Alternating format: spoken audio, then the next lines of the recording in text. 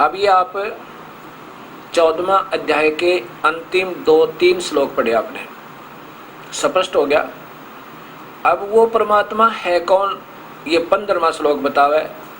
पहला और दूसरा श्लोक क्या लिखा है कि अर्जुन, ये ऊपर को जड़ वाला और नीचे को शाखा वाला संसार, उल्टा लटका हुआ संसार रूपी वृक्ष, इसके ऊपर को जड़ है और नीचे की तीनों गुणों रूपी ये ब्रह्मा विष्णु महेश, रजगुण ब्रह्मा, सतगुण विष्णु, तम गुण शिव जी रूपी शाखा इस जीव को कर्मों में बांधने की मूल कारण है। पहले ये वृक्ष देखो, कबीर साहब भी कहते हैं अक्षर पुरुष एक पेड़ है, निरंजन वा की डार, तीनों देवा शाखा है, ये पात रूप संसार है। एक दो में सारी सृष्टि कबीर परमेश्वर ने भर दी। ये सबसे ऊपर देखो, ये जड़ें हैं, ये पूर्ण ब्रह्म है, वो सच्चिदानंद घन परमात्मा वास्तव में ये है। और इस ये परम अक्षर पुरुष, नी अक्षर पुरुष, पूर्ण ब्रह्म, अकाल मूर्त, सब स्वरूपी राम, ये कबीर परमेश्वर है। अब ये है वो मूल परमात्मा जहाँ सदा सुखी रहेंगे, ये शाश्वत स्थान सतलोक है और यहीं से सबको खुराक चलती है, ये सब का पालन करता ये है। आगे देखो, ये अक्षर पुरुष अर्थात परब्रह्म है, ये अक्षर पुरुष परब्रह्म है। इससे आगे देखो, ये तना समझो, आगे फिर इसके ये ब्रह्म है अक्षर पुरुष, ये ज्योत स्वरूपी निरंजन काल है, ब्रह्मा विष्णु में इसका पिता है। आगे ये तीनों देवा शाखा, ये रजगुण ब्रह्मा, सतगुण विष्णु, तम गुण शिव जी, और ये पात रूप संसार। ये देखो, ये सब संसार इन पर लटका हुआ एक। अब इसी का गीता जी में उल्लेख किया है। अब 15वां अध्याय दिखाऊंगा आपको, ये पहला ही श्लोक है।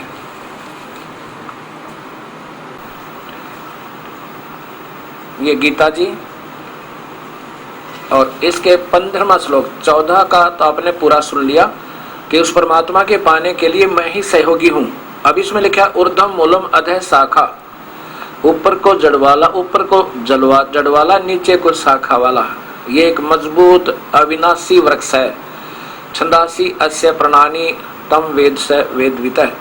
जानवान लोग इसके और वेदों को और छंदों के द्वारा इसी का वर्णन करते हैं और इसके पत्ते पुत्तों को भी बताते हैं। ये देखो, ये तो सीधा सा हो गया। आदि पुरुष परमेश्वर मूल वाले, यानी ऊपर को मूल वाला सीधा अर्थ है इसका, ऊर्ध्व मूलम, और अधः शाखा, नीचे को शाखा वाला संसार रूपी वृक्ष है। ये तो अपने बेचारे कोशिश करें समझाने की जितना कर सकते हैं। वेद उसके पत्ते कहे गए, जो भी है। इधर देखियो, उस संसार वृक्ष को मूल से तत्व से जो जान लेता वो वास्तव में ज्ञानी है। ये बता कि वो वेदविद है, वो सही तत्व भेदी संत है जो इसको इस ढंग से जान लेता है। और चौथे अध्याय के 34वें श्लोक में यही कहा कि उनको ढूंढ लो, जो इसको सही जानने वाला है, वो वेदविद है, वो वास्तव का जानकार है। ये प्रमाण देते वो संत है जिसने सबको जान रखा, और वहां जाओ, उससे दीक्षा लो। फिर अब देखो, ये दूसरा, उस संसार वृक्ष की, संसार रूपी वृक्ष की तीनों गुणों रूपी जल प्रवर्धा, तीनों गुणों रूपी गुण प्रवर्धा है, तीनों गुणों रूपी बढ़ी हुई, फैली हुई, इसका अर्थ ये बना सीधा है।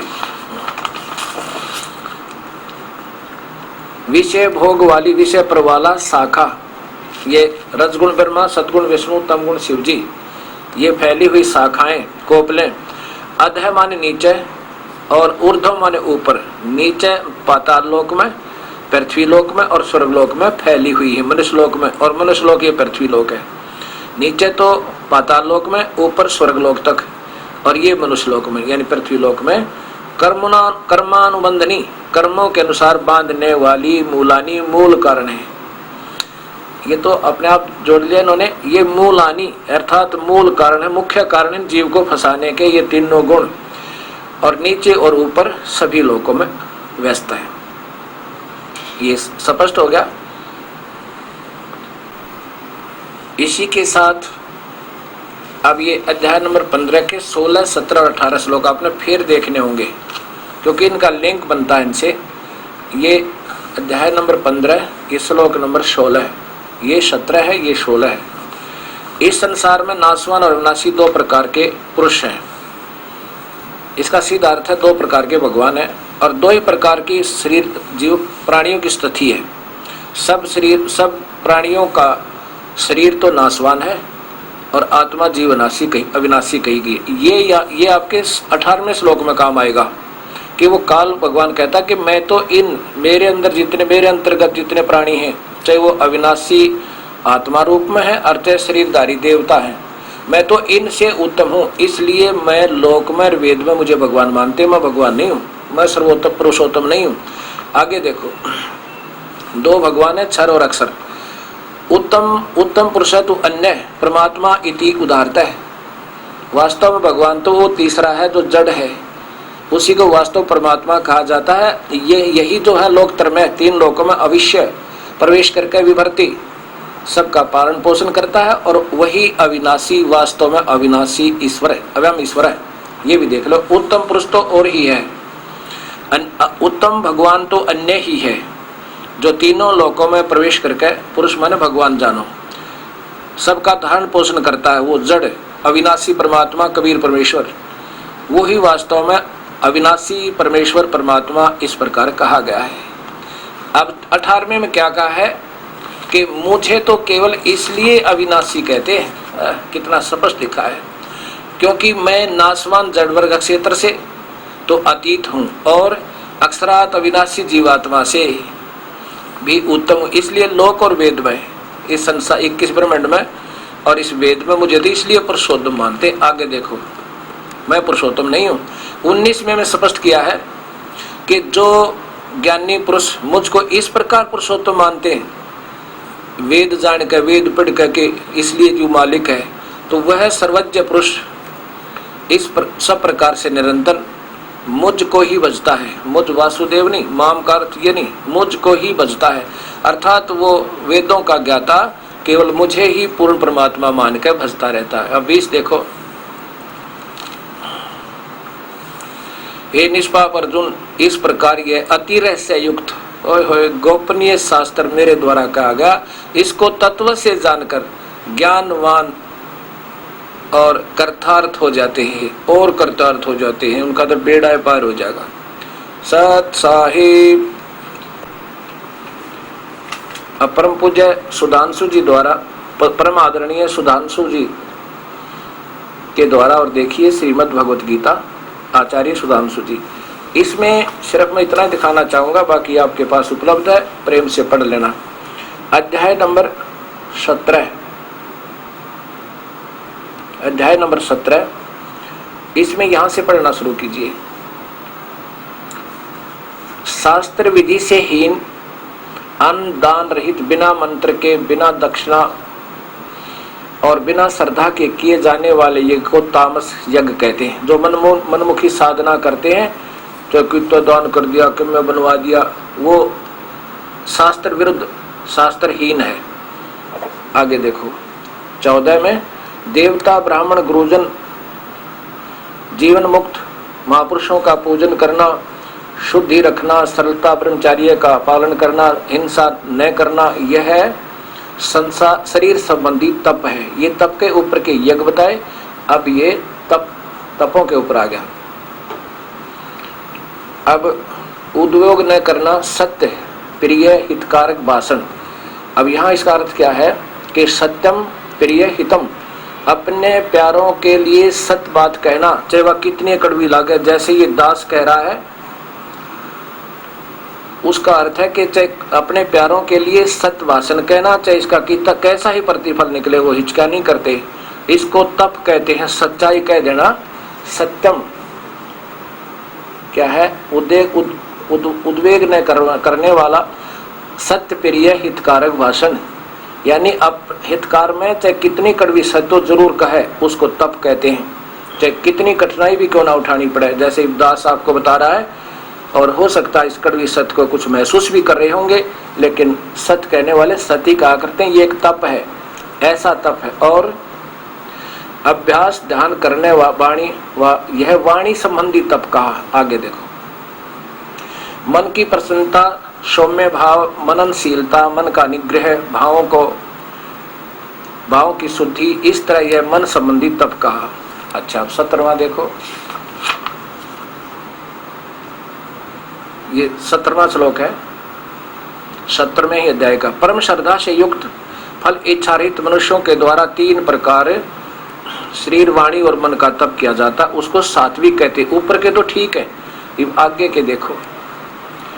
जो तप सत्कार, मान, पूजा के लिए, लोग दिखाने के लिए, लोग दिखावा भाव से किया जाता है, वह इस लोक में अनिश्चित और नाशवान फल देने वाला तप कहा जाता है। आगे देखो, कमाल है। ये 18वां 17वें अध्याय का 19वां श्लोक देखिए। जो तप मूढ़ता पूर्वक, ये ध्यान से देखो, जो तप मूढ़ता पूर्वक हठ योगतः अपने को पीड़ा देकर अथवा दूसरों को कष्ट देने के लिए किया जाता, वह तप तामस कहा गया है। अपने को पीड़ा देकर, यह जो तप मूढ़ता पूर्वक हठ योग से अपने को पीड़ा देकर अथवा दूसरों को कष्ट देकर कि देने के लिए किया जाता, वह तप तामस कहा गया है। अब इसी बात पर विचार करना। ये अध्याय नंबर 17 का और श्लोक नंबर 19 आपको आचार्य सुधांशु जी द्वारा टीका की हुई गीता जी का सुनाया, उनके कर कमलों द्वारा। अब फिर ये देखिएगा, ये स्वर्ग की लहरें, परम पूज्य सुधांशु जी महाराज। और फिर ये देखिएगा, यहां देखो, ये 10 वर्ष की आयु में ये नादान बालक कहाँ फंस गया?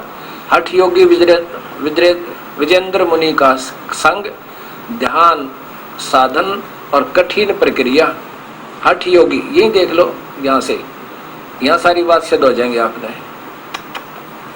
ये बालक आत्मा घूम रही थी भगवान को चाहने के लिए और फंस गया हठ योगी का, जो गीता के विरुद्ध।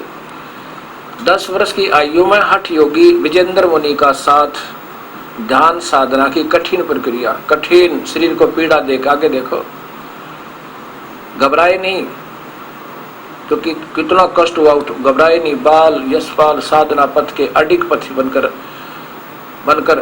अंतर शक्तियों को जागृत किया। अब ये बात सोचने की है। 6 तो गुरु बेचारों के पहले तो ये हठ योगी फंसा, जैसा माल इसके पास था इन्होंने भर दिया इस पुण्यात्मा में। फिर ये हरिद्वार गए 22 वर्ष की आयु में दर्शनार्थ। फिर नंद किशोर जी का साथ, बनखंडी साधु का साथ, जिसने प्रकाशानंद से ज्ञान ध्यान सीखने का सुअवसर, जिनका एक गुरु ही नहीं, नाना प्रकार के अनजान संतों के पास ये पुण्यात्मा जाती रही। जो उनके पास माल था वो इन्होंने भर दिया और ये उसी का प्रचार कर रहे हैं। अब ये बातें कड़वी अवश्य लगेंगी आपको, लेकिन कड़वी ना होकर के ये बहुत मीठी हो जाएंगी। ये कुनीन है, ये सभी को लेनी पड़ेगी। गीता बता रही है कि हठ योग नहीं करना, और इस पुण्यात्मा को उन अनजान संतों ने शास्त्र विरुद्ध साधना करवा के और वो पाप का भागी बनाया। अब इन्होंने जो संग्रह ज्ञान किया नाना प्रकार के संतों से, अब सोच रहे हैं कि मेरे पास बिल्कुल सत्य ज्ञान है, लेकिन टिकाऊ नहीं है। महेश्वर की पूजा करें, शिव की, और गीता बना करें, और फिर पूर्ण परमात्मा की तो बहुत दूर की बातें हैं। तो इसलिए ये दास नहीं मानता कि इनका दोष है। मैं भी ऐसे ही भरम भटक रहा था, इससे बीमारी का मरीज था। मुझे तड़प थी, प्रभु के पाने की, सच्चाई की खोज थी। अब दया हुई दाता की, मैंने ये ढेर सारी पुस्तकें पढ़ के अब ये ऐसी लगती हैं जैसे कॉमिक्स हो, जो नादान बालक पढ़ा करे। ना उनका कोई ध्येय है, ना उनका कोई आश्रय है, ना कोई आधार किसी शास्त्र का है, और नाम शास्त्रों का लिया गया सभी जगह। तो ऐसे ये दास आपको यही बताना चाहता है। और अब क्या होता है कि जैसे मैंने बार बार कहा है कि भगवान काल की प्राप्ति तो ओम नाम से और वेदों में वर्णित विधि से, गीता में वर्णित विधि से हो ही नहीं सकती, क्योंकि गीता तो बोला जा रहा था वेदों का सार है, नहीं हो सकता। फिर ये नादान संत आपको कहां विचलित करेंगे? कहेंगे गीता जी के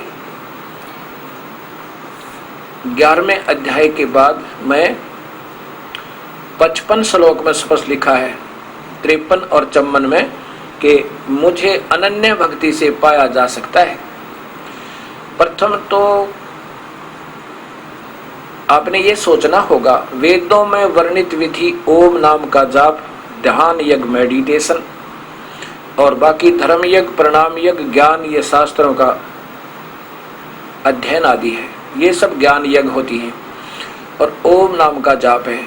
इससे तो प्रभु प्राप्ति हो ही नहीं सकती, कति फाइनल है, क्योंकि काल का वास्तविक रूप काल है ब्रह्म का और एक रूप भगवान जैसा दिखे हो, लेकिन वास्तव में परम रूप इस विष्णु का काल है, महाविष्णु का, और काल रूप किसी भी वर्णित विधि से नहीं मिल सकता, नहीं प्राप्त हो सकता।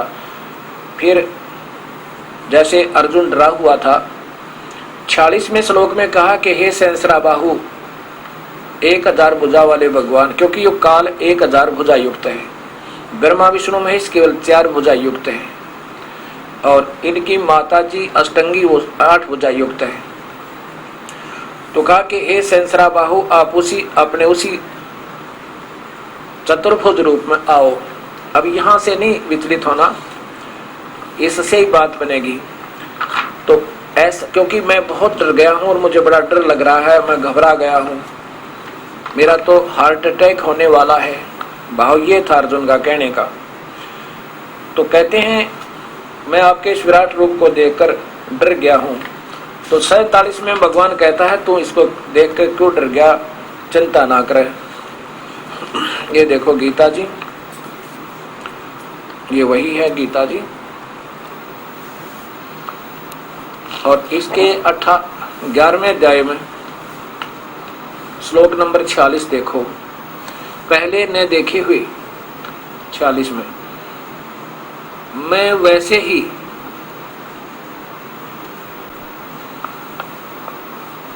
आपको मुकुट धारण किए हुए, ये देखो चतुर्भुजेन से, ये देखो किरीटिनम गदिनम चक्रहस्तम इच्छामि त्वाम दृष्ट्वा अहम तथा एवं तेन एवं रूपेण चतुर्भुजेन सहस्राबाहो भव विश्वमूर्ते। अर्जुन कह रहा है भगवान, मैं आपको गदा पद्म शंख चक्र हाथ में लिए हुए चतुर्भुज रूप में देखना चाहता हूँ। हे सहस्राबाहो, उसी ए विश्व मूर्ते सहस्राबाहो, उसी चतुर्भुज रूप में हो जाओ। मैं वैसे ही आपको मुकुट धारण किए हुए तथा गदा और चक्र हाथ में लिए हुए देखना चाहता हूं। इसलिए हे विश्व स्वरूप 1000 भुजा वाले सहस्राबाहो 1000 भुजा वाले उसी चतुर्भुज रूप से प्रकट होइए। अब देखो 47 में क्या कहते भगवान, हे अर्जुन, अनुग्रह पूर्वक मैंने अपनी योग शक्ति के प्रभाव से यह मेरा परम तेजो में सबका आदि कारण वास्तविक काल रूप सीमा रहित विराट ये काल रूप तुझको दिखलाया है, जिसे तेरे अतिरिक्त दूसरे ने किसी ने पहले नहीं देखा। अब 48 देखो, हे अर्जुन, मनुष्य लोक में इस प्रकार के विश्व रूप वाला मैं न तो वेद और यज्ञों के अध्ययन से, वेद यज्ञाध्ययन, न दान तान से और न किसी क्रिया से और न उग्र तपों से, किसी तप से भी नहीं मिल सकता। मैं तेरे अतिरिक्त दूसरे के द्वारा देखा नहीं जा सकता हूँ। आगे देखो, अब ये 49 में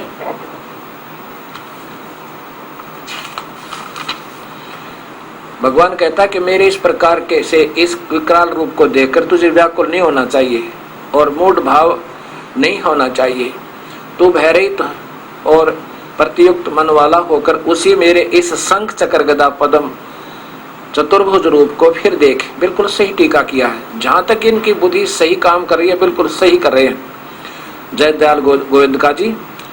वासुदेव भगवान ने अर्जुन के प्रति इस प्रकार कहकर फिर वैसे ही अपने चतुर्भुज रूप को दिखलाया और फिर महात्मा श्री कृष्ण ने सौमूर्ति होकर इस भयभीत अर्जुन को, डरे हुए अर्जुन को धीरज दिया। आगे अर्जुन क्या कहता है? हे जनार्दन, ये 50वां अध्याय श्लोक है, 51 नंबर। हे जनार्दन, आपके इस अति शांत मनुष्य रूप को देखकर मैं अब स्थिर चित्त हो गया हूँ, अपनी स्वाभाविक स्थिति को प्राप्त हो गया हूँ। आगे देखो 52 में, मेरा जो चतुर्भुज रूप तूने, ये बिल्कुल सही कर रहे हैं आप श्लोक, अर्जुन बिल्कुल सही सरलार्थ कर रहे हैं जय दयाल गोविंद का जी। मेरे जो चतुर्भुज रूप तूने देखा है, यह सुदृश्य अर्थात इसके दर्शन भी बड़े, बिल्कुल सही किया हुआ है, ही दुर्लभ है। देवता भी सदा इस रूप के दर्शन की आकांक्षा करते हैं। अब यहाँ सोचना होगा, ब्रह्म भगवान, काल भगवान, ज्योत स्वरूपी निरंजन कह रहे हैं कि अर्जुन, ये जो मैंने तुझे पहले रूप दिखाया ना, ये मेरा वास्तविक रूप है। ये तेरे से पहले किसी ने नहीं देखा, और ना किसी यज्ञ से, ना तप से, ना दान से, किसी प्रकार कोई नहीं देख सकता, ना वेदों में वर्णित विधि से। अब फिर बताया कि ये जो चतुर्भुज रूप मैंने तुझे दिखाया, इसको भी कोई, इसके दर्शन भी बहुत मुश्किल है। देवता भी तरसे मेरे चतुर्भुज रूप ने, नहीं तो त्रिलोकीय विष्णु के दर्शन तो आम व्यक्ति ने किए हुए, और त्रिलोकीय शिव की दर्शन तो आम श्रद्धालु भक्तों ने किए हुए हैं, उन्होंने उनके चित्र बनाए हैं। लेकिन ये चतुर्भुज रूप के दर्शन कोई नहीं कर सकता, देवता भी तरसते हैं। वो कैसे? ये ब्रह्मलोक में रहता है, ये काल 3 रूप बना के, महाब्रह्मा, महाविष्णु, महाशिव रूप में, और कहता है ये जो मेरा चतुर्भुज रूप है, ये भी कोई नहीं देख सकता, ना यज्ञ से, ना तप से, ना दान से, ना किसी से। और मेरी प्राप्ति नहीं है, मेरे द्वारा दी जाने वाली राहत भी अनन्य मंत है।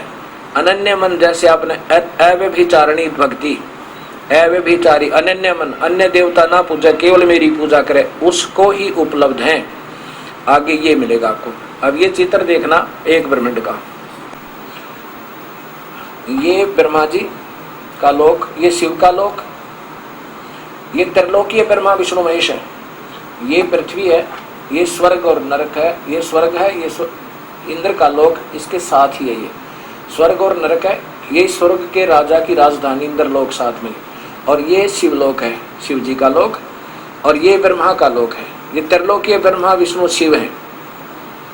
अब ये यहाँ रहता है, इनके तो सभी देवता दर्शन करते हैं, ये यहाँ रहता है महाविष्णु, महाशिव और महाब्रह्मा रूप में, ये ब्रह्मलोक है। और यहाँ पर देवी भागवत आपने पढ़ा होगा, उसके अंदर विमान में बिठा के त्रिलोकीय ब्रह्मा विष्णु में घुमाए थे। कहते हैं ये भी मैं अपनी कृपा से दर्शन दे सकता हूँ, ना किसी वेद विधि से, और ना किसी तप से, ना क्रिया से, मेरे दर्शन कोई नहीं कर सकता। ये स्पष्ट है।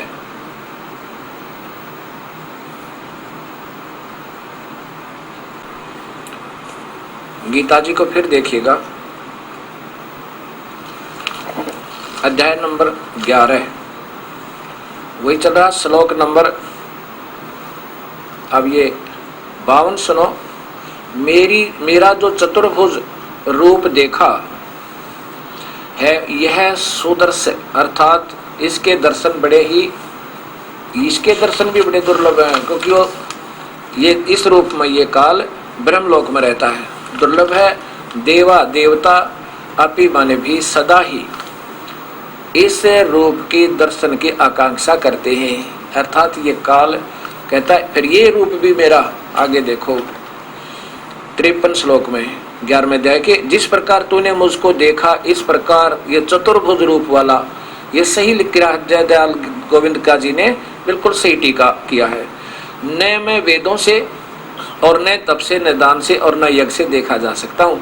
वेदों में वर्णित विधि से, न तो वेदों से और न तप से, ये हठ योग आदि से नहीं देखा जा सकता। किसी प्रकार भी में दर्शन तो हो ही नहीं सकते। आगे देखो, अब लिखा भक्त्या तु अनन्या शक्य अहम एवं विधि अर्जुन जातुम दृष्टवा च तत्वेन प्रविष्टुम स प्रंतम, ये लिखा है। परंतु हे प्रंतम अर्जुन अनन्य भक्ति के द्वारा, ये देखना, अनन्य भक्ति के द्वारा, बताऊंगा, दिखाऊंगा आपको अनन्य भक्ति क्या होती है। इस प्रकार चतुर्भुज रूप वाला मैं प्रत्यक्ष देखने के लिए, प्रत्यक्ष दृष्टुम देखने के लिए, तत्व से जानने के लिए तथा प्रवेश करने के लिए भी शक्य हूँ। प्रविष्टम माने प्रवेश करने के लिए, अर्थात एक ही भाव प्राप्त होने के लिए। और यहाँ दृष्टुम प्रत्यक्ष देखने के लिए। अब कैसे? इसमें लिखा कि मेरी अनन्य भक्ति करने से, केवल एक ब्रह्म साधना करने वाले बिल्कुल अटल नियम बना के, और पूजा नहीं करे किसी देवी देवता की, ब्रह्मा विष्णु महेश आदि की, उनके लिए शक्य हूँ। कैसे?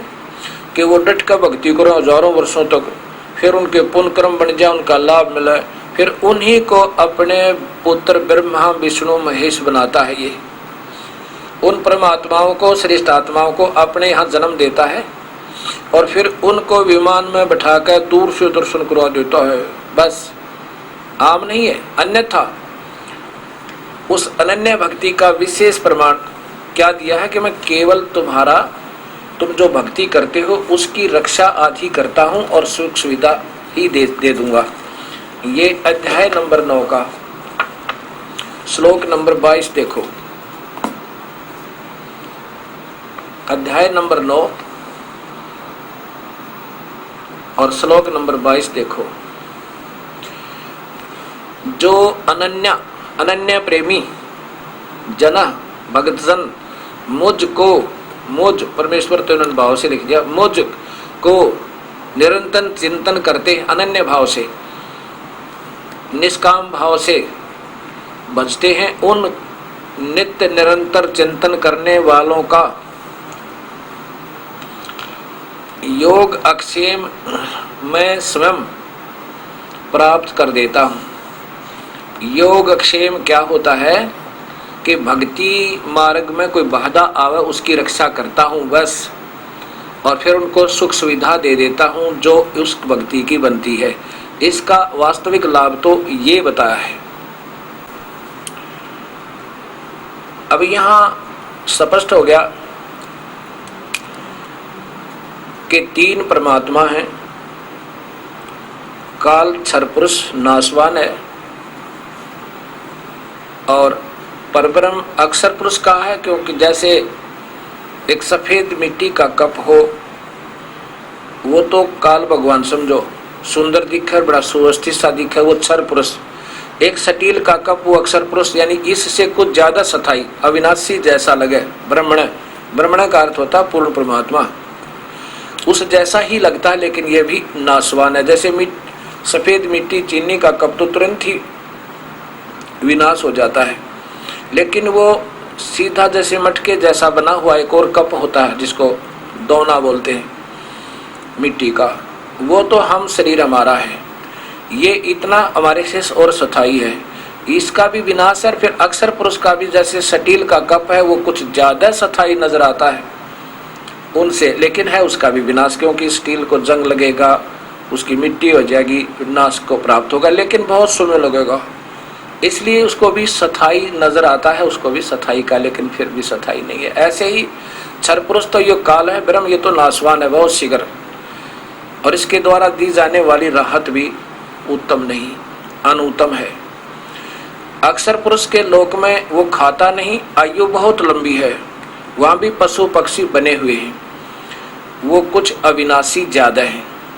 उसके बाद वास्तव अविनाशी तो सोना होता है, जैसे उसका अस्तित्व समाप्त नहीं होता, वो कबीर परमेश्वर है, वो तीसरे परमात्मा। एक अव्यक्त काल है दूसरा अव्यक्त अक्षर पुरुष है, और उस अव्यक्त से भी परे और अव्यक्त वो है वास्तव में अविनाशी। ये गीता जी का सरल भाव है। सत साहिब। इस बारे में कबीर साहब कहते हैं कि काल भगवान तूने सभी को उल्टे रास्ते लगा दिया और अपना ही ज्ञान अधूरा और सतभक्ति नहीं करने देता, तू अधूरा ज्ञान दे के।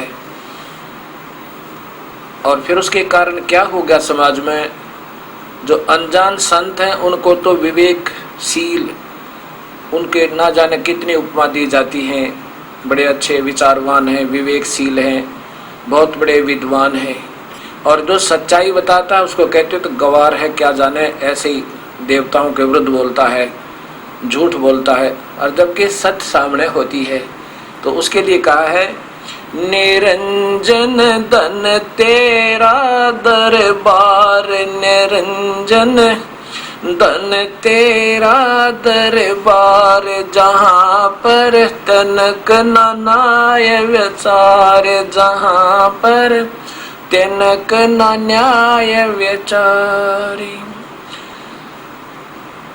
वैसा ओढ़े मुल मुल खासा, गल मोतियन के आर, वैसा ओढ़े मुल मुल खासा, गल मोतियों के आर। पतिव्रता को मिले न खाद्य सूखा, नरस आहार, निरंजन धन तेरा दरबार, निरंजन धन तेरा दरबार।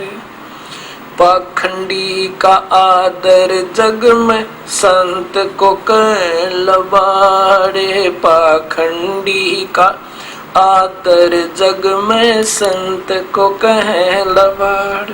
अज्ञानी को परम विवेकी, ज्ञानी को मूड गंवार, निरंजन धन तेरा दरबार, निरंजन धन तेरा दरबार। जहाँ पर तनिक न न्याय विचार, जहाँ पर तनिक न न्याय विचार। कह कबीर सुनो भाई साधो, सब उल्टा व्यवहार, कह कबीर सुनो भाई साधो, सब उल्टा व्यवहार। सच्चे को तो झूठ बताव, ये झूठों का एतबार, निरंजन धन तेरा दरबार, निरंजन धन तेरा दरबार। जहाँ पर तनिक न न्याय विचार, जहाँ पर तनिक न न्याय विचार। कह कबीर सुनो भाई साधो, सब उल्टा व्यवहार, कह कबीर सुनो भाई साधो, सब उल्टा व्यवहार। सच्चे को तो झूठ बताव, ये झूठों का एतबार, निरंजन धन तेरा दरबार, निरंजन धन तेरा दरबार। जहाँ पर तनिक न न्याय विचार। सत आस्था चैनल पर चल रहे परिभाषा प्रभु की जो धार्मिक कार्यक्रम है, इसको देख करके बहुत सी भक्तात्माएं विस्मित हो रही हैं कि ये ऐसी सत्य शास्त्रों में विद्वान रही और भगत समाज तक नहीं पहुंच पाई। एक भक्त हमारे पास आया, उसने कहा कि महाराज जी, मैं आपके आश्रम से पुस्तक लेकर गया, गहरी नजर गीता की में, जो आपके द्वारा गीता का टीका है। जब मैं इसको पढ़ने लगा तो मुझे लगा कि इसमें तो ऐसे तुक्के लगा रखे हैं, ये कोई ढंग से उल्लेख यानी सरलार्थ नहीं किया गया है।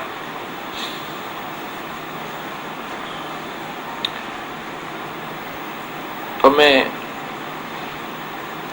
आप वाली इस गीता को, गीता जी को, और साथ में जो हम आम पढ़ते रहते हैं, जो हमारे पास घरों में विद्यमान है, गीता प्रेस गोरखपुर से प्रकाशित गीता जी को लेकर गया। एक मेरा दोस्त है,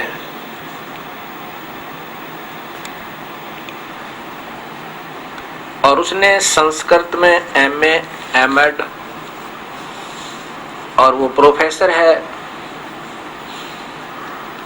किसी कॉलेज में, बताया उन्होंने।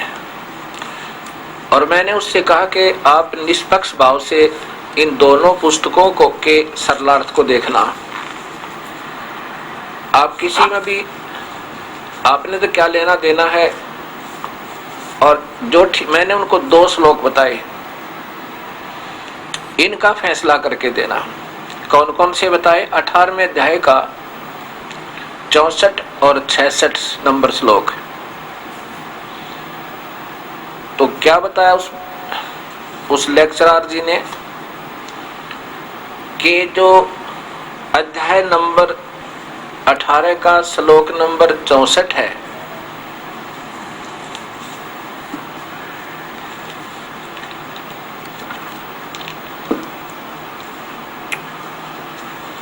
श्लोक नंबर जो 64 है,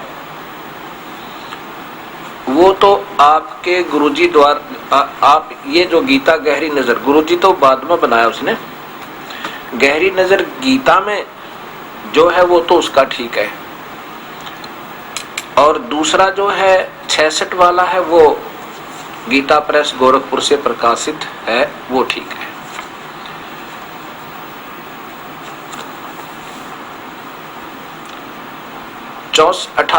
गीता अध्याय नंबर 18 का ये देखिएगा, श्लोक नंबर 64, गीता प्रेस गोरखपुर से प्रकाशित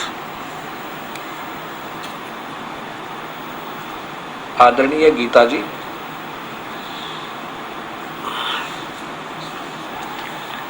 अध्याय नंबर 18 है, और श्लोक नंबर ये 64 इधर आएगा, ये 64 है। ये इसमें स्पष्ट है, गुह्यतमं भूय शृणु मे परमं वचः इष्ट असि मे दृढ़म् इति तत वक्ष्यामि ते हितम्। इन महापुरुषों ने इष्ट का अर्थ प्रिय कर दिया। यहाँ पर लिखना था मेरा पूज्य देव, इष्ट देव वही पूर्ण परमात्मा है, क्योंकि यहाँ पर उस पूर्ण परमात्मा की महिमा चलती आ रही है 46वें श्लोक तक। तो इसको तो उस लेक्चरर साहब ने बताया कि आपके गुरुदेव ने जो किया है वो सही है, इसका इष्ट माने इष्ट देव, असि माने है, स्पष्ट है। ये तो जैसे इस दास ने किया है, ये देखिएगा।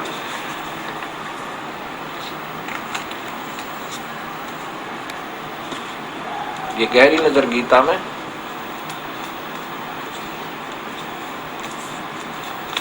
और इसके ये 64 नंबर श्लोक है, इधर देखिएगा, ये 64 नंबर श्लोक है। इष्ट में ऐसी दृढ़म इति तत्वक्ष्यामि ते हितम। गुह्यतमम माने संपूर्ण गोपनीयों से व्यति गोपनीय, मे माने मेरे, परमम माने परम, रहस्य युक्त, हितम माने हितकारक वचन, ते तुझे, भूय माने फिर, वक्ष्यामि कहूंगा, ततः माने इससे, श्रवण माने सुन, इति माने यह पूर्ण ब्रह्म, मे माने मेरा, दृढ़ माने पक्का, निश्चित, इष्ट, पूज्य देव, असि माने है। तो ये तो दास ने किया है कि उस महापुरुष ने बताया ये सत्य है, ठीक है। लेकिन 66वें श्लोक को मैंने कहा, फिर उन्होंने कहा कि 66वां जो श्लोक है वो उनका बताया कि वो गीता प्रेस गोरखपुर में है, वो ठीक है। इसमें क्या 66 में सर्वधर्मान परित्यज माम, इसका सीधा अर्थ ये बनना चाहिए कि सभी मेरी धार्मिक क्रिया कर्मों को, पूजाओं को तो मुझ में पूजाओं को छोड़कर एकम शरणम व्रज अहम तवाम पापेभ्याम सर्व पापेभ्या मोक्षामि मा शुचः।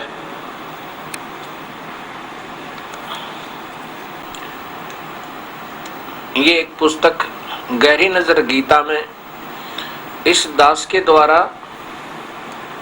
सरलार्थ है, गीता जी का अनुवाद है, जो अभी आपको दिखा रहा था। फिर देखिए 66वां श्लोक में कैसे किया है इस दास ने। भगवान ब्रह्म कह रहे हैं कि सर्वधर्मान परित्यज माम, मेरी सभी धार्मिक जितनी भी तू पूजा आदि की हुई है तूने भक्ति, वो मुझे छोड़ दे, मैं तुझे ऋण मुक्त कर दूंगा।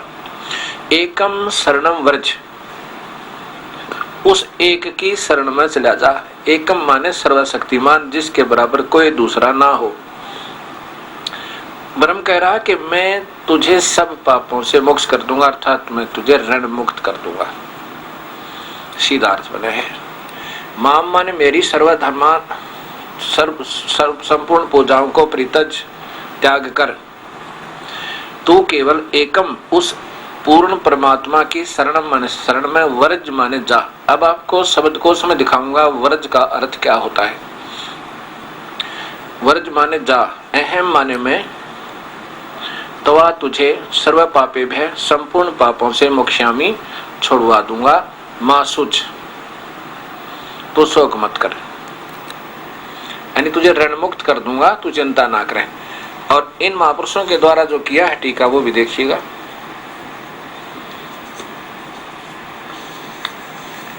यही गीता प्रेस गोरखपुर से प्रकाशित वही।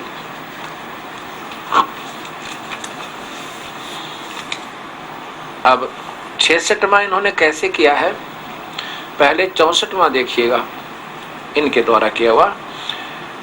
गोयतम इन्होंने लिखा है, ये संपूर्ण गोपनीयों से भी अति गोपनीय मेरे परम रहस्य युक्त वचन को तू फिर सुन, फिर तू भी तू सुन, तू फिर सुन, सीधा ही है। अच्छा आगे देखो, मेरा अतिशय, दृढ़ माने अतिशय, इष्ट माने इष्ट ही लिखना था, यहाँ पर है। कौन? वो पूर्ण परमात्मा। यह इति माने, इति का अर्थ है यह, यह जो पूर्ण परमात्मा है वो भी मेरा सबसे प्रिय, इन्होंने प्रिय लिखा, तो मेरा अति प्रिय है। इससे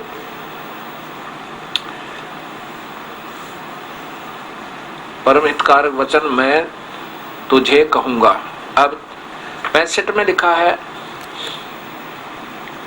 65 में सीधा लिखा है कि मुझ में मन वाला हो, मेरा भक्त बन, मेरा पूजन करने वाला हो, मुझ में प्रणाम कर, ऐसा करने से मुझे ही प्राप्त होगा। तुझसे सत प्रतिज्ञा करता हूँ, क्योंकि मेरा अत्यंत प्रिय है। अब जो ना प्रिय या सामने फिर आ गया। अब कहता है कि मेरा पूजा करेगा तो तू मेरे में रहेगा, इसमें कोई शक नहीं। आगे फिर देखो सर्वा, ये 66वां श्लोक है जिसमें व्रज शब्द का आपको अर्थ दिखाऊंगा डिक्शनरी में, शब्दकोश के अंदर। सर्वधर्मान परित्यज्य माम एकम शरणम व्रज अहम तमाम पापेभ्यः मोक्षामि सर्व पापेभ्यः मोक्षामि मां शुचः। अब यहाँ की संस्कृत देखो महापुरुषों की।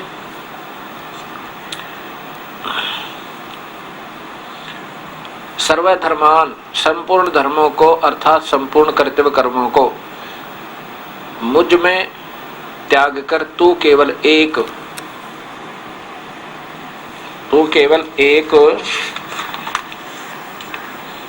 मुझ सर्वशक्तिमान, माम का अर्थ मुझ सर्वशक्तिमान सर्वाधार परमेश्वर की शरणम माने शरण में, व्रज माने आजा।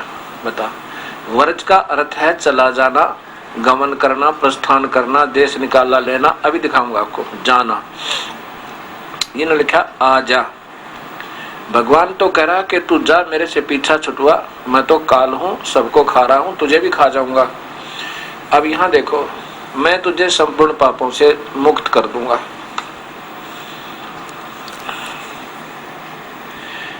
अब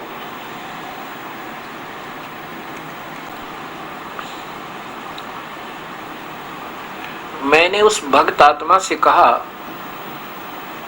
जो ये दोनों पुस्तकों का निर्णय लेकर के मेरे पास आया कि भगत जी एक बात सोचो, ये तो उन्होंने सही बताया कि वो कह रहे हैं हाँ भगवान के मेरा एक उपास्य इष्ट भी वही है, अर्थात मैं भी उसकी पूजा करता हूं, उसका ध्यान करता हूं। आपको तो इतना ही बहुत था।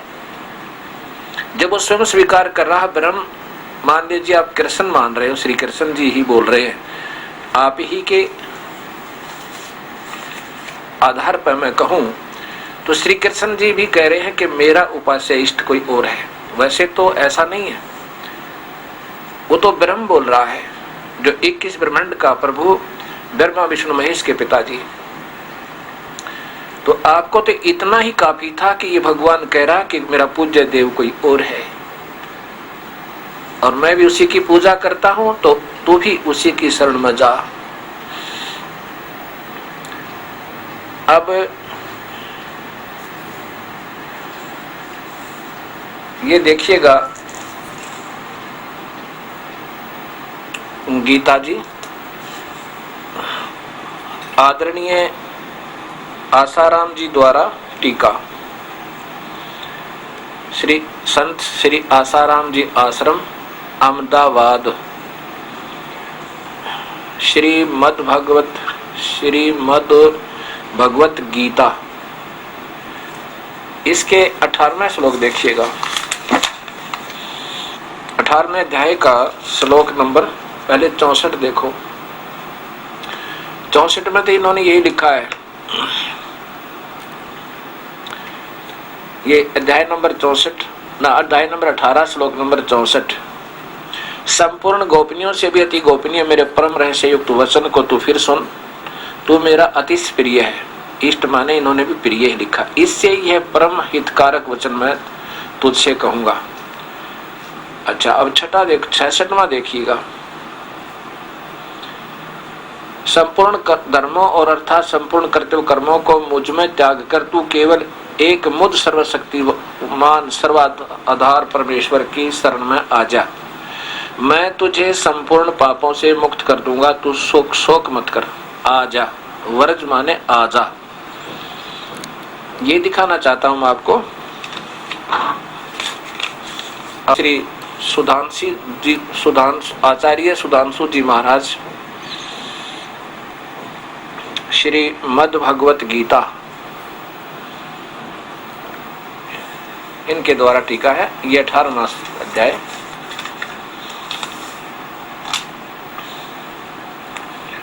ये देखो 66वां श्लोक है।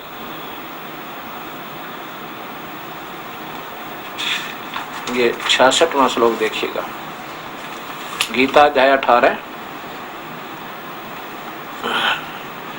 वही है कि वर्ज संपूर्ण धर्मों का आसरा छोड़कर संपूर्ण धर्मों का आश्रय छोड़कर तू केवल मेरे शरण में आ जा। मैं तुझे संपूर्ण पापों से मुक्त कर दूंगा, चिंता मत कर। अब आपको मैं शब्दकोश दिखाना चाहता हूं। ये देखिएगा, भाषा शब्दकोश,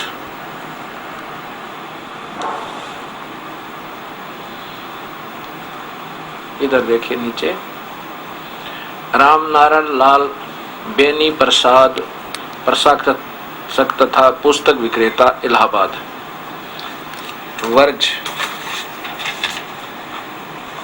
देखिएगा, वर्ज का मीनिंग ये वर्ज गमन जाना या चलना। समुद्र, वृंद, कृष्ण का लीला क्षेत्र आदि आदि। फिर नीचे देखो वर्जन, वर्जन चलना जाना। अच्छा, दूसरा शब्दकोश देखिए, दूसरा शब्दकोश देखिए, राज्यपाल हिंदी शब्दकोश हरदेव बाहरी, डॉक्टर हरदेव बाहरी। और इसमें देखिएगा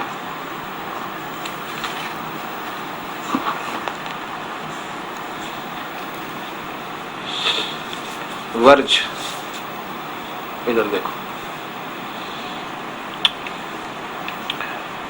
इसमें वर्जन शब्द से प्रारंभ है। वर्जन माने गमन और जाना। वर्ज का अर्थ लिखा है ना, मार्ग, सड़क, समूह, झुंड, गोपों की बस्ती। और वर्जन गमन जाना, दो हो गए। और तीसरा और दिखाता हूं संस्कृत वाला। यह संस्कृत हिंदी कोश वामन शिवराम आपटे द्वारा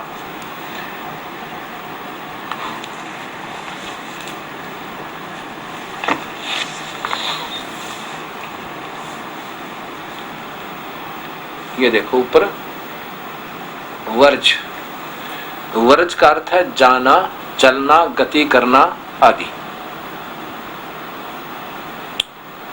विदा होना, सेवा से निवृत्त होना, पीछे हटना। अब यहां पर इन्होंने 2 नंबर पर क्या लिखा है कि पधारना, पहुंचना, दर्शन करना। और किसका आश्रय लेकर लिखा है? गीता अध्याय 18 के 66 का, माम एकम शरणम व्रज। क्योंकि इस गीता से ही ये डिक्शनरी बनाने की चेष्टा की है इसने। और साथ में इन महापुरुषों को जिन्होंने पहले गीता का टीका किया है, ये असमंजस में पड़ गया कि कहीं तू ना गलती लिख दे, एक अक्षर ये और जोड़ दे बस इसमें। ऐसे ये सब कहानी बिगड़ती जा रही है। अब देखो नीचे वर्जन माने, यहां फिर विचलित हो गए। वर्जनम, ये देखो वर्जनम, घूमना, फिरना, यात्रा करना, निर्वासन, देश निकाला, चले जाना, यानी खिसक जाए यहां से, ये इसका अर्थ बनता है। ये एक अनुवादकर्ता का गीता जी और दिखाता हूं आपको। ये श्रीमद् भगवत गीता,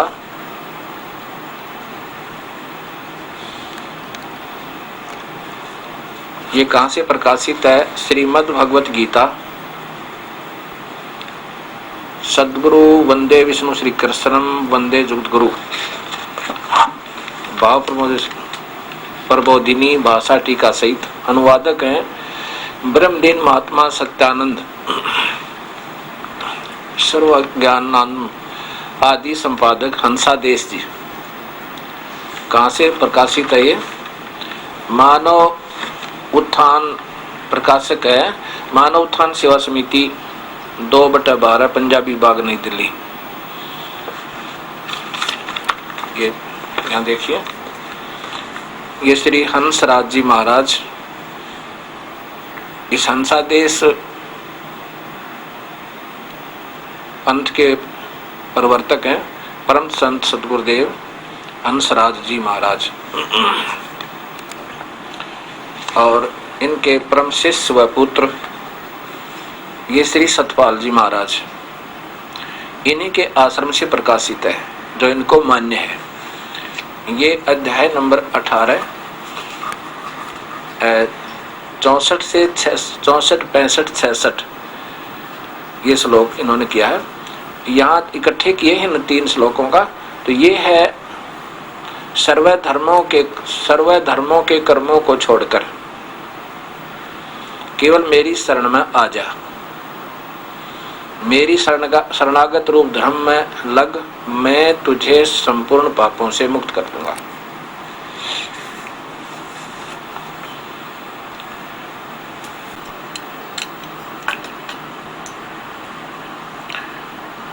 ऐसे कई नाना पंथों से भक्तात्मा इस दास के पास संपर्क कर रहे हैं बड़े प्यार के साथ। कोई पत्र व्यवहार कर रहा है तो कोई टेलीफोन से, और कोई स्वयं आकर के अपना शंका का समाधान करवा रहे हैं और फिर उपदेश प्राप्त कर रहे हैं। एक भगत जी आए हमारे पास, उन्होंने बताया कि मैं 4-5 गुरु बदल चुका हूं, अभी तक मेरी कहीं पर भी तसल्ली नहीं हो पाई।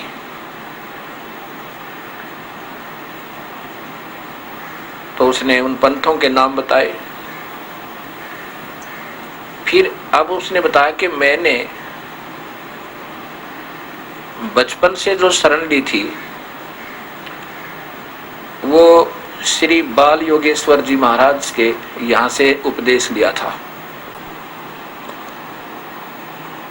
ये आदरणीय श्री प्रेम रावत उर्फ बाल योगेश्वर जी महाराज हैं। उसने बताया कि इस महापुरुष से मैंने उपदेश लिया था जब मैं छोटी उम्र का था, अर्थात लगभग 20 वर्ष आयु थी मेरी, 20 या 22 होगी, ऐसी अप्रोक्सीमेट बताया उसने। तो मैंने कहा फिर आपने वहां से अन्य पंथों में जाने की आवश्यकता क्यों पड़ी? कहने लगा जी मैंने जो है लगभग कई वर्ष तो स्वयं ही साधनाएं की। जब मैं बचपन से साधना किया करता था तो मुझे कुछ अंदर आवाजें आती थी और ऐसे ही मैं स्वयं ही ध्यान लगाता था और ध्यान में मुझे एक ज्योति सी नजर आया करती थी, प्रकाश दिखा था।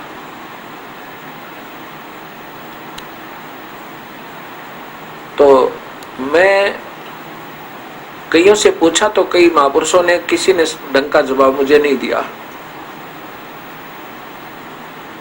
उसमें ये श्री प्रेम रावत जी महाराज उर्फ बाल योगेश्वर जी महाराज 10-12 वर्ष के थे, 12 वर्ष की आयु के थे। ये रोहतक आए थे हरियाणा में, और सब जगह ये प्रचार हो गया था कि एक छोटी सी आयु का बच्चा संस्कृत के श्लोक बोलता है, गीता जी के श्लोक बोलता है, बहुत अच्छा प्रवचन करता है, ये तो भगवान उतरे हैं, कृष्ण अवतार माने जाते हैं। इतना प्रभावित हुआ मैं। और फिर इन्होंने वही बातें बताई कि अपने हृदय में देखो भगवान को, हृदय में प्रभु पाओगा और कहीं नहीं है।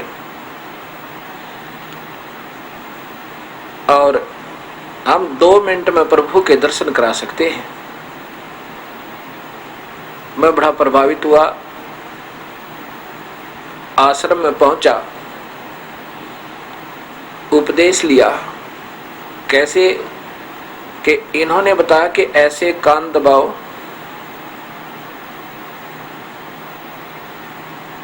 और थोड़ा सा श्वास भी रोको, जितना रोक सकते हो, और अंदर आवाजें आएंगी, फिर ऐसी आएंगी। अभी तो ये शुरुआत में दिखाई है आपको, ये जो छोटी छोटी आवाजें आ रही हैं, अब तुम अभ्यास करोगे तो तुम्हें आगे बहुत कुछ दिखाई सुनाई देगा।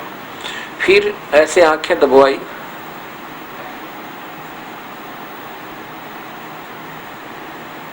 और लगभग 1-1.5 मिनट के बाद, 2 मिनट के बाद छोड़ी कि मुझे सारा बाहर भी प्रकाश नजर आने लगा। पहले तो मुझे अंदर तो आभास होता ही था, फिर उन्होंने जब दिखा छोड़ा तो सभी जैसे कोई नूर ही नूर दिखाई दे मुझे बाहर। मुझे विश्वास हो गया कि प्रभु है तो यही है। और छोटा सा बच्चा ये क्रियाएं बता रहा, कमाल कर दिया। तो मैं प्रभावित हुआ।